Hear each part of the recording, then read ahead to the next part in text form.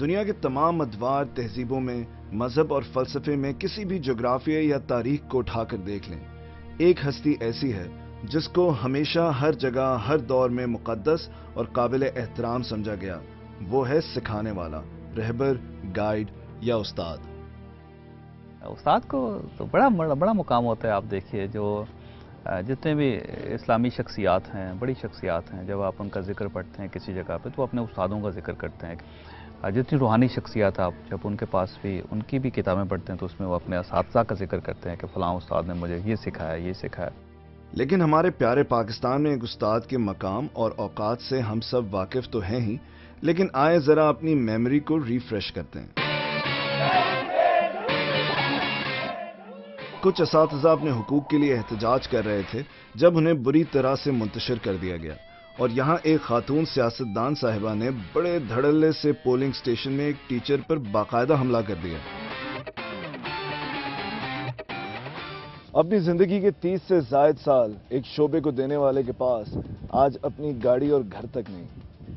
اور رہی بات عزت اور مقام کی، تو اب تک تو آپ لوگ سمجھ ہی چکے ہوں گے کہ ہماری نظر میں ایک استاد کی اوقات کیا ہے۔ دوسری طرف اگر یہی شخص اسی تعلیمی قابلیت کے ساتھ A S P, deputy commissioner یا میجسٹریٹ اس طرح کی کوئی بھی چیز ہوتا تو سرکار کی طرف سے اسے نوکر چاکر سب کچھ ملتا، بلکہ ہم سب اسے اٹھ اٹھ کر سلام بھی کر رہے ہوتے اور ان میں سے میں بھی ایک ہوتا۔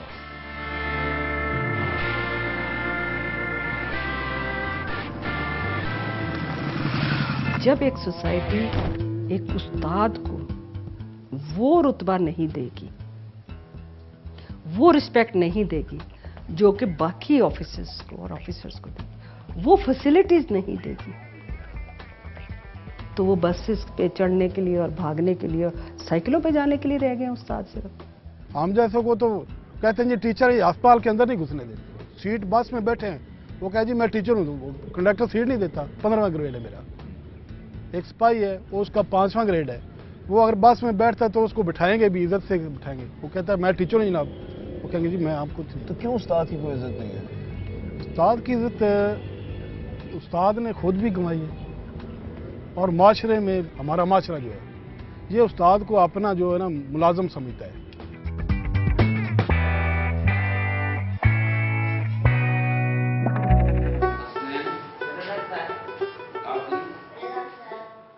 پاکستان میں سکولز میں اور بالخصوص سرکاری سکولز میں ہماری اساتذہ سے بہت توقعات ہیں۔ ہم توقع کرتے ہیں کہ تمام اساتذہ وقت کی باقاعدگی سے پابندی کریں اور بچوں کے لیے رول ماڈل ہوں۔ بہت سے والدین کے لیے تو 2 سے 3 بچوں کو سنبھالنا اور کنٹرول کرنا بھی بڑا مسئلہ ہوتا ہے۔ اب آپ سوچیں کہ ایک ٹیچر بیچارہ 40 سے 50 بچوں کو ڈیل کرتا ہے، اور وہ بھی بہت برے حالات میں، اور کبھی تو ان ٹیچرز کی پوسٹنگ اپنے گھر سے میلوں دور بھی ہو جاتی ہیں۔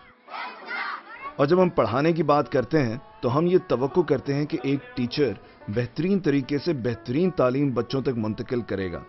ہمارے اسکول اور کالجز میں ایک محاورہ مشہور ہے کہ بیٹا ٹھیک سے پڑھ لو ورنہ پڑھانا پڑ جائے گا۔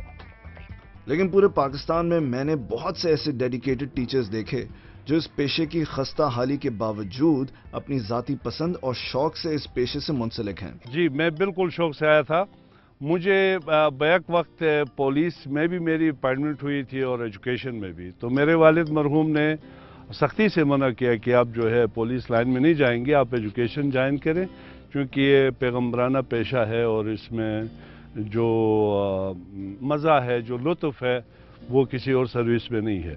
تو والد کے بات کو مانتے ہوئے میں نے یہ جاب اپنایا۔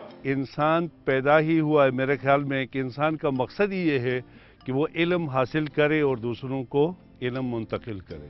تو ہم کوشش کرتے ہیں، ہم یہ دعویٰ تو نہیں کر سکتے کہ ہم کوئی عالم ہیں، ہم شاگرد ہیں، لیکن جو کچھ ہم حاصل کرتے ہیں وہ بچوں میں منتقل کر کے ایک جو روحانی ہمیں تسکین ہوتی ہے وہ کسی اور شعبے میں میرے خیال میں مشکل ہے۔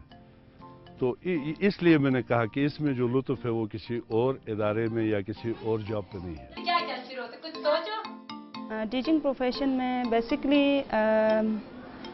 جیسے میں نے ایف ایس سی کیا تو میرے پیرنٹس نے زیادہ تر میرے پیرنٹس بھی اس میں تھے کہ میری بچی مطلب ایک ٹیچر بنے، تو انہوں نے مجھے ایف ایس سی کے بعد اسلام آباد میں بی اے سیٹ کے لیے بھیجا۔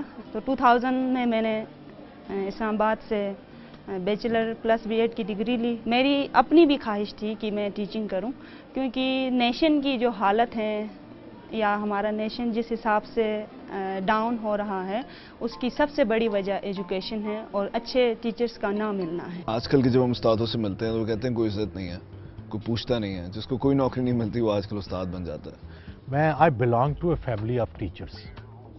मेरे दादा टीचर, मेरी दादी टीचर, मेरे नाना टीचर, मेरे वालिद टीचर, मैं खुद टीचर, मेरी चच्ची टीचर। मेरे वालिद साहब 1987 में उनकी डेथ हुई और उन्होंने मुझसे आखिरी बात जो की वो ये कही कि यार हमारी फैमिली में फिर टीचिंग तुम पे आके ख़त्म हो जाएगी। मैं उस ज़माने में अखबार में काम करता था, तो मैंने उनकी वसीयत उस बात को समझा। फिर मैंने 14 साल तक कॉलेज में पढ़ाया। तो टीचिंग हमारे जैसी फैमिलीज़ में तो it was a mission and it is still a mission. अपने इस सफ़र में मैं सैकड़ों टीचर्स से मिला और उनसे बात की। आज की तारीख में जो नए टीचर्स गवर्नमेंट स्कूल्स में भर्ती किए जा रहे हैं, ख़ास तौर पे पंजाब में, ये लोग उम्मीद की किरण हैं और एक रीज़न टू बिलीव हैं कि चाहे अभी सफ़र बहुत लंबा और मंजिल बहुत दूर है, लेकिन हमने सही जानिब कदम तो बढ़ाया है। आप पिछले चंद सालों की रिक्रूटमेंट को देख लें, आपको एक वाज़ेह फ़र्क नज़र आएगा कि जब आप रिक्रूटमेंट पे कंप्रोमाइज़ नहीं करते, ट्रेनिंग पे कंप्रोमाइज़ नहीं करते और उसके बाद मॉनिटरिंग में कंप्रोमाइज़ नहीं करते, तो आपको उस्ताद की परफॉर्मेंस बिल्कुल डिफरेंट नज़र आएगी। इस वक्त आप पंजाब के ज़्यादातर जो नए टीचर हैं उनसे आप डिसअपॉइंट इंशाल्लाह नहीं होंगे। टीचर के मेयार से मुतमईन है आप? तो टीचर का मेयार ज़ाहिर है कि जिस तरह एक्सप्लोजन है नॉलेज की और नई चीज़ें आ रही हैं, सुबह से शाम तक इसी में हम लगे रहते हैं कि किस तरह इनकी भी कैपेसिटी हम बिल्ड करें, क्योंकि ज़ाहिर है कि नॉलेज में भी चेंजेस आती हैं, नई चीज़ें आती हैं, नए तरीके आते हैं। पुराने तरीके अब गुजर गए, लेक्चर मेथड गुजर गया, अभी एक्टिविटी बेस्ड है और इसके लिए हमारी अपनी एडीपी की स्कीम्स भी होती है। Teacher training is a regular activity हमारे डिपार्टमेंट में। एक सबसे बड़ी कमजोरी जो हमारे टीचिंग कार्डर में है वो है निचले ग्रेड्स और परले दर्जे की तालीमी काबिलियत वाले प्राइमरी स्कूल टीचर्स यानी PSTs। हम इस गलत फहमी में मुब्तला हैं कि छोटे बच्चों को पढ़ाने के लिए ज्यादा तालीमी काबिलियत या अहलियत दरकार नहीं, और इसलिए PSTs की अक्सरियत मैट्रिक पास टीचर्स हैं, जो कि बहुत ही गलत है। ये तो हमारे मुल्क का अलमिया है कि हम जो है कोशिश करते हैं कि जो मैट्रिक होता है तो हम कहते हैं कि जी ये हमारे जो कच्ची जिसे हम कहते हैं नर्सरी जिसे कहते हैं, हम उसको दे देते हैं कि जी इसको बस खामोश कराने और 2-3 लफ्ज़ सिखा देने कि ABC या ये सिखा दें, बस ठीक है जी। इस मुल्क में सबसे ज़्यादा बेवक़्त अगर कोई ओहदा है तो वो प्राइमरी स्कूल की उस्तादी है। और आप बाहर मुल्कों में देखें तो आपको वहाँ पे PhDs मिलेंगे चाइल्ड साइकोलॉजी में या चाइल्ड एजुकेशन में, कि जो वहाँ पे प्राइमरी स्कूलों में पढ़ाते हैं। तो जब तक आप प्राइमरी स्कूल को वो मुकाम नहीं देते और उनके असातिज़ा को आप वो मुकाम नहीं देते, उनकी तनख्वाह का मैयार बुलंद नहीं करते और उनके लिए जब तक आप जो क्वालिफ़िकेशन है उनका मैयार आप बुलंद नहीं करते, ज़ाहिर है कि इस किस्म की तख्लीकी सोच, इस किस्म की इमेजिनेटिव सोच जो है उसका पैदा होना तकरीबन नामुमकिन है।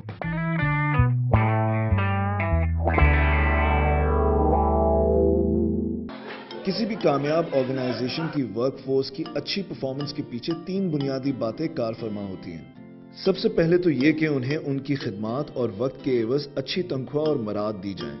उसके बाद जो भी शख्स अच्छी कारकर्दगी दिखाता है उसे सराहा जाए, उसकी अच्छी परफॉर्मेंस की पजीराई हो और आखिर में अगर कोई शख्स अपना काम ठीक तरीके से नहीं कर रहा तो उससे सवाल किया जाए और काम से गफलत पर सजा दी जाए।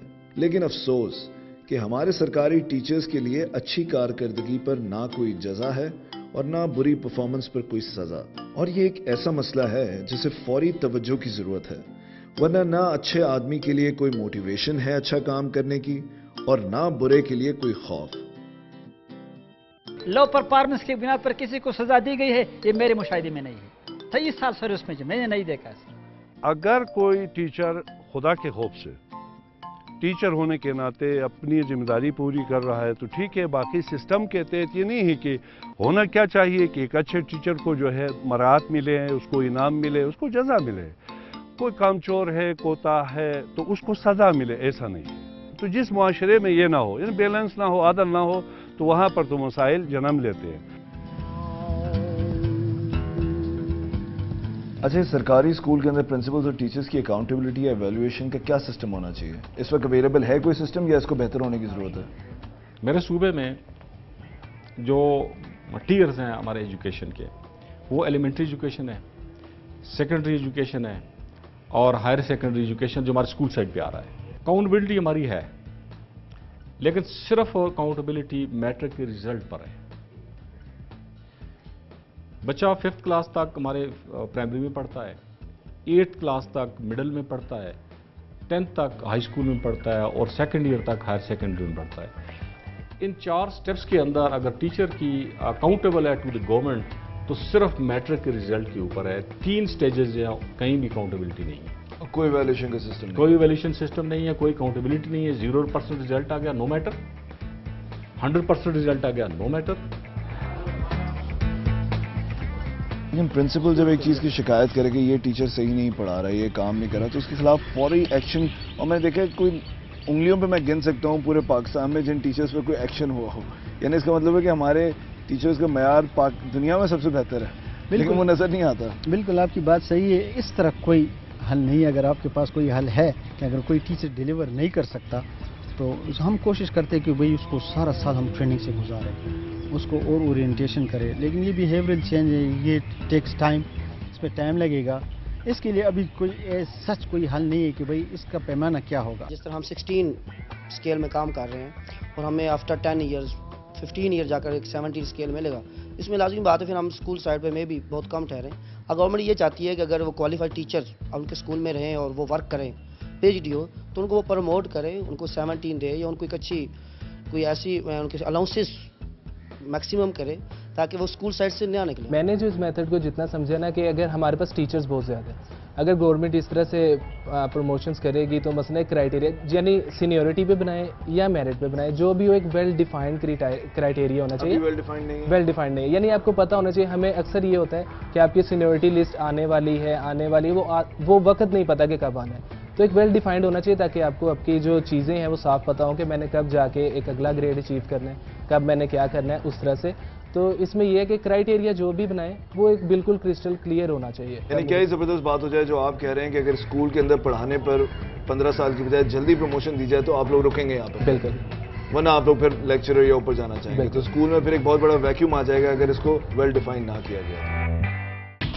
ملک بھر میں اپنے سفر کے دوران افسوسناک بات یہ تھی کہ سرکاری اسکولز کے اچھے ٹیچرز کم نظر آئے، لیکن جن حقیقی اچھے ٹیچرز سے میں ملا ان سے میں نے آپ سب کو بھی پوری سیریز میں ملوایا۔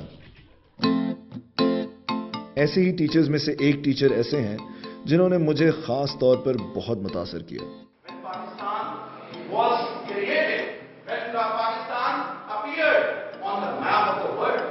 آصم، اتنی مشکلات کے باوجود اتنی ساری اچیومنٹ جو آپ کچھ بتائیں گے کیا مشکلات تھیں اور کیسے یہ سب کچھ اچیو کیا آپ نے؟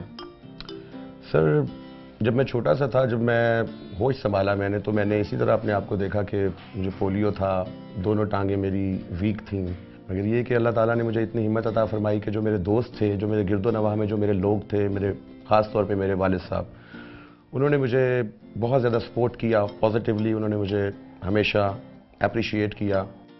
پڑھائی میں اتنا اچھا نہیں تھا، ایون کہ یہ میرا حال تھا کہ میں میٹرک میں میری فرسٹ ڈیو ہے، مگر میں ایف اے میں اتنے اچھے نمبر نہ حاصل کر پایا۔ میں ایف اے میں انگلش میں فیل ہو گیا تھا۔ کتنے نمبر آئے؟ میرے 2 نمبر آئے صرف۔ اچھا 200 میں سے۔ میں کام پہ لگا دیا گیا، میں ڈسپینسر کلاس میں نے کرنی شروع کر دی، میں نے پھر اس کے بعد ایک لیبارٹری ٹیکنیشین کا کورس کیا، تو مجھے محسوس ہونا شروع ہوا کہ یار میرے اندر تو صلاحیت بہت زیادہ تھی اور میں یہاں پہ ڈاکٹر کے لوٹے رکھ رہا ہوں۔ اور میرے والد صاحب بھی مجھے کہا کرتے تھے کہ بیٹا آپ ٹیچنگ کریں، ٹیچنگ میں بہت رسپیکٹ بھی ہے، اور ٹیچنگ جو ہے وہ موسیٰ کا پیشہ ہے، موسیٰ کا۔ تو یہ بات میرے دل کو لگی، میں نے اسی وقت ہی چینج کی اپنا فیلڈ، پی ٹی سی کی میں نے، اس کے بعد میں نے بی اے کیا، پھر میں نے بی ایڈ کیا، بی ایڈ میں میں نے ٹاپ کیا، اس کے بعد پھر میں نے ماسٹر کیا انگلش لٹریچر میں، اور جاب میں تھا میں، اور پھر میں نے نمل یونیورسٹی میں ایم اے ای ایل ٹی میں انگلش لینگویج ٹیچنگ میں میں نے سلور میڈل حاصل کیا۔ پھر اس کے بعد پھر میرا ٹرانسفر 2009 میں یہاں ہو گیا اس اسکول میں، اس تھرس نے مجھے پھر ایم فل کے لیے میں چلا گیا، اور اب اس وقت اپلائیڈ لنگوسٹکس میں آخری 2 کورسز ہیں ماشاءاللہ، اس کے بعد انشاءاللہ میرا پی ایچ ڈی کرنے کا ارادہ ہے چائنا سے۔ یعنی 2 ماسٹرز، جی ایم فل آپ نے آلموسٹ کر لیا ہے، आप कौन से ग्रेड में हैं इस वक्त? मैं सर ऐसे है कि मेरी जब जॉब हुई थी ना, मैं 9th ग्रेड में आया था 92-93 में। उसके बाद मेरी 2014 में मैं आया। 2000 के बाद अब आज 13 साल हो गए हैं। उसके बाद मैंने मास्टर भी किया, 2 मास्टर भी किए, एमफिल भी मेरा हो रहा है। उसके अलावा भी मैं डिसेबल भी हूँ, मगर मैं 14 स्केल में हूँ। अब मेरे पास एक मकसद है मेरा सिर्फ ज़िंदगी का, और मैं उसके लिए मौत भी चाहता हूँ, यकीन करें। पाकिस्तान को दुनिया में सबसे ऊपर लेके जाना, बस। और वो सिर्फ तालीम के जरिए मुमकिन है। ये मेरे ज़िंदगी का मकसद है, मेरी ज़िंदगी का ये मकसद है बस।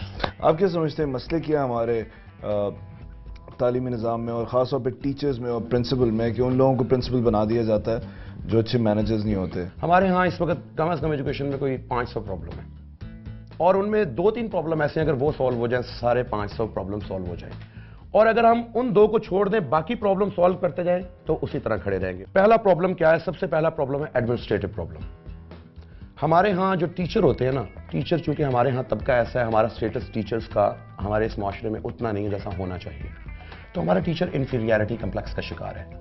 जब हमारा टीचर इन्फीरियरिटी कम्प्लेक्स का शिकार होता है और वो तरक्की करते करते किसी ऐसी पोस्ट पर पहुंच जाता है जो एडमिनिस्ट्रेटिव पोस्ट होती है, तो वो इंसान बहुत मुश्किल होता है कि वो सही तरीके से डील कर सके, बल्कि वो उसका माइंड चेंज हो चुका होता है। तालीम में हमें कंप्रोमाइज़ नहीं करना चाहिए। अगर किसी बंदे ने गलत किया तो उसको फौरन उसको साफ कर दिया जाए वहां से। अगर हम एक दफ़ा पॉलिसी अच्छी बना के और सही सॉलिड बुनियादों पे पॉलिसी बना के उस पर अमल शुरू कर देना, पाकिस्तान को, मैं आपको कहता हूं खुदा की कसम, 5 सालों में पाकिस्तान दुनिया में सबसे आगे होगा।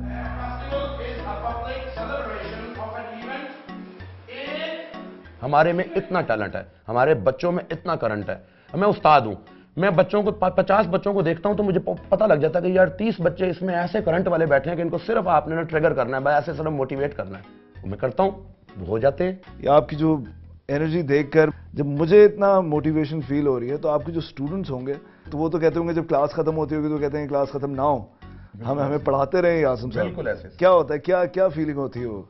एक बात है, 2 सालों से जो बच्चे मेरे से पढ़ के गए हैं, माशाल्लाह वो सारे मुझे मिलते हैं, आते हैं और आगे यही बात करते हैं कि सर वो हमें वो वाले दिन जो है ना, उनकी वजह से आज हमारी ज़िंदगी बेहतर हुई है। तो सर मेरा ख्याल है कि आप अगर अपने पैशन से, जो आपका पैशन है, टीचर हैं हम, मेरा ख्याल है मेरा पैशन यही होना चाहिए कि मैंने एक कौम को बनाना है। मैं आर्किटेक्ट हूँ एक कौम का। I am the driver of a nation, I am an architect, I am the guide of my kids. मैं ये सोचता हूँ, जब मैं ये सोचता हूँ तो फिर मेरी सोच उस तरह मूव करती है। आई कैन से मैं बस ये रिक्वेस्ट करना चाहूँगा हुकूमत पंजाब को कि ऐसे टीचर जो कि इतने चैलेंजेस के बावजूद पीछे नहीं हटा और आगे बढ़ता चला गया और हज़ारों लाखों बच्चों की ज़िंदगियाँ बदल रहा है, हुकूमत पंजाब को और ख़ास तौर पर चीफ मिनिस्टर को मैं कहना चाहूँगा कि इनका 14 ग्रेड में होना गलत नहीं, जुल्म है। और मुझे डर लगता है कि कहीं ऐसा आदमी अगर इसकी मोटिवेशन ख़त्म हुई तो पाकिस्तान इसी तरह ख़त्म होता है। तो आई होप कि गवर्नमेंट इसका नोटिस लेगी, और आई होप कि आप जैसे लोग तो चांसलर लगें और यूनिवर्सिटीज़ में जाकर और बच्चों को जाके बताएं, और ख़ास तौर पे आम लोगों को बताएं कि पाकिस्तान से प्यार कैसे किया जाता है, उसको मोटिवेट कैसे किया जाता है। Thank you so much. Thank you so much. Thanks a lot. Thank you. Thanks a lot. Teachers की भर्ती का क्राइटेरिया नेशनल लेवल पे डिसाइड किया जाए और आला तरीन तालीमी काबिलियत और अहलियत के लोग सेलेक्ट किए जाएं, ताकि तमाम सूबों में टीचर्स का मयार यकसा तौर पर बेहतर हो सके। टीचर्स की भर्तियों में सियासी मुदाखलत को फौरी तौर पर सख्ती से ख़त्म किया जाए। टीचर्स की इज्जत और तौकीर में इजाफे के लिए उन्हें कारोबार ज़िंदगी में खुसूसी तरजीहात दी जाएं। मसलन उनके लिए सरकारी इदारों में अलहदा लाइन्स हों, अदालतों, थानों और दीगर जगहों पर उन्हें तरजीही बुनियादों पर ट्रीट किया जाए। टीचर्स की कारकर्दगी जांचने के लिए क्वालिटेटिव निज़ाम बनाया जाए और उसके तहत अच्छे टीचर्स को इजाफी मराद दी जाएं और अच्छे और बुरे टीचर्स में फ़र्क रखा जाए और उन्हें एक जैसा ट्रीट ना किया जाए। टीचर्स की ट्रेनिंग का नेशनल लेवल पर एक कैलेंडर तैयार किया जाए और मुस्तकिल बुनियादों पर उनकी कैपेसिटी बिल्डिंग के लिए उन्हें ट्रेनिंग दी जाए। किसी भी तालीमी निज़ाम में सबसे कलीदी और नागुज़ीर हैसियत एक उस्ताद की होती है। हमने आपको दिखाया कि हमारे तालीमी निज़ाम में बहुत सारे नुक्स हैं, जैसे बिल्डिंग टूटी हुई है, बजट बहुत कम है, किताबें बहुत पुरानी हैं। लेकिन अगर ये सब जादू की छड़ी से ठीक भी हो जाए और अगर टीचर वक्त पे ना आए और अगर आए तो पढ़ाए ना, और अगर पढ़ाए तो उसे पढ़ाना ना आता हो, तो फिर उस बच्चे की ज़िंदगी कभी नहीं बदल सकती। लेकिन अगर यही टीचर काबिल हो, वक्त पर आए, बच्चों को पढ़ाए, तो वो दरख्त के नीचे भी एक बच्चे को तालीम देकर उसकी ज़िंदगी बदल सकता है। बदकिस्मती से हमारे तालीम की कश्ती के कैप्टन्स ही असल में पायरेट्स हैं। आज का होमवर्क भी तालीम के इन लापता अफराद को वापस लाने से मुतल्लिक है। लेकिन इस होमवर्क की मजेदार बात यह है कि इसका डेमो मैंने अपने प्यारे हुक्मरानों के लिए ऑलरेडी इंप्लीमेंट करके दिखा दिया है। लिम्पटन के ताउन से पूरे पाकिस्तान के 20 स्कूलों में हमने ये बायोमेट्रिक अटेंडेंस मशीन लगाई ताकि टीचर्स की अटेंडेंस और उनके आने जाने के औकात को शफाफ तरीके से मॉनिटर किया जा सके। ये बायोमेट्रिक मशीन्स पाकिस्तान के तमाम सरकारी स्कूलों में इंस्टॉल करनी चाहिए और इनकी हिफाजत और देखभाल के लिए प्रिंसिपल को सख्ती से जिम्मेदार बनाया जाए। इन मशीन से मौसूल होने वाले डाटा को वीकली बेसिस पर सूबाई तालीमी इदारे की वेबसाइट्स पर अपलोड किया जाए ताकि वालिदैन समेत मीडिया भी उसकी ऑनलाइन मॉनिटरिंग कर सके और टीचर्स बाकायदगी से और वक्त की पाबंदी करते हुए अपना काम करें।